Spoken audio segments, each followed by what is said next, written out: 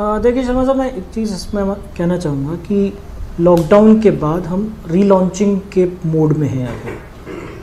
तो उस लिहाज से देखा जाए यदि चाहे वो अर्थव्यवस्था का मामला हो, चाहे मैन्युफैक्चरिंग का मामला हो, चाहे और जितने भी तरह के मामले हैं, सभी तरह से एक तरह से रीलॉन्चिंग, एक रीसेट का बटन हमारा दबा है अभी, और वो दबाना है हमको, उस पर काम करना है। तो उस दृष्टिकोण से देखा जाए तो ये समय उपयुक्त है कि जब हम इस दिशा में सोचना शुरू करें कि हम कैसे सेल्फ रिलायंट हो सकते हैं, आत्मनिर्भर हो सकते हैं, और चीन से हम कैसे बाहर निकल सकते हैं प्रैक्टिकली। मतलब ये एक समय है, मतलब इसके ऊपर काम किया जा सकता है, सही अप्रोच के साथ काम किया जाए। और जैसा पवन जी ने कहा कि जो हमारी जितनी दिक्कतें हैं उनको दूर करते हुए हम ये काम करें, तो ये बिल्कुल अप्रोप्रिएट समय है देखा जाए तो। क्योंकि अब तक की हमारी अर्थव्यवस्था एक ढर्रे पर चल रही थी, अचानक एक लॉकडाउन आया, सब कुछ रुका, फिर वापस अब एक मोड शुरू हुआ है कि हम, तो एक समय है, इसको किया जा सकता है, लोगों की भावनाओं को बढ़ा करके भी किया जा सकता है, स्टार्टअप्स के जरिए किया जा सकता है, बहुत सारी दूसरी चीज़ें हैं और वो हमने किया भी है। जैसे पीपीई किट्स का मामला हो या N95 मास्क का मामला हो, चाहे वैक्सीन के ऊपर हम काम कर रहे हैं वो हो, ये सारी चीज़ें हमारे देश में नहीं बनती थी 2 महीने पहले तक, हम बनाने लगे हैं। तो उस लिहाज से सही समय है।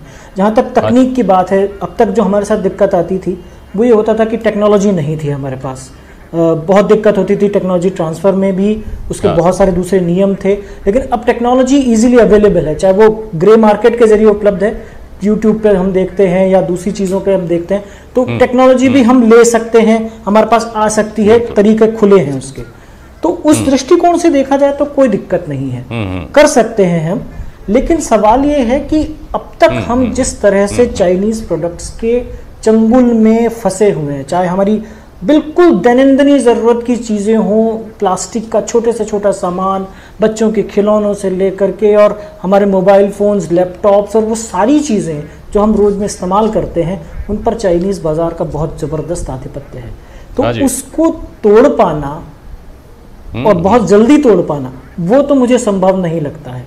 लेकिन जैसा सोनम वांगचुक ने एक बात कही थी, वो मुझे बहुत अच्छी लगी थी कि सॉफ्टवेयर हम अभी कर सकते हैं और हार्डवेयर के लिए हम 1 से 2 साल का समय ले सकते हैं कि हम उसको धीरे धीरे अपने उससे वाइप आउट करें, बाहर करें।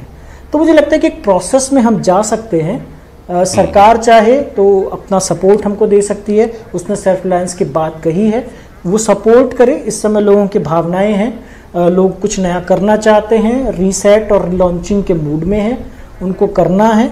तो यदि ये एक समय है, इसमें यदि सरकार चाहे थोड़ा सा अपना एफर्ट दे, सहयोग दे, तो मुझे लगता है कि किया जा सकता है।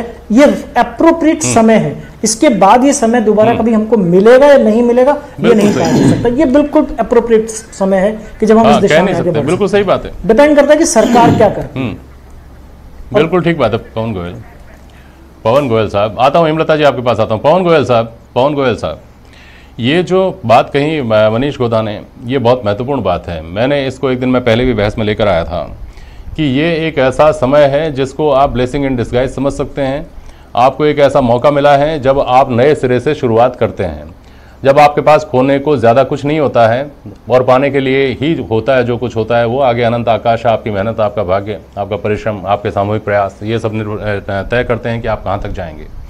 ऐसी स्थिति में जो हम बात कर रहे हैं चाइनीज़ प्रोडक्ट्स की, उसमें व्यापारी वर्ग को लेकर हमेशा लोगों की नाराज़गी रहती है। व्यापारी पर तोहमत मढ़ी जाती है कि वो 2 पैसे के फ़ायदे के लिए चाइनीज़ जो प्रोडक्ट्स हैं उनको प्रमोट करते हैं, हिंदुस्तानी चीज़ों को प्रमोट नहीं करते हैं। व्यापारी वर्ग इसमें एक अहम किरदार निभा सकता है। व्यापारी वर्ग इस रीलॉन्चिंग के, इस रीसेटिंग की जो बात कही मनीष गोधा जी ने, इस दौर में अपनी क्या भूमिका देख सकता है इस मामले में?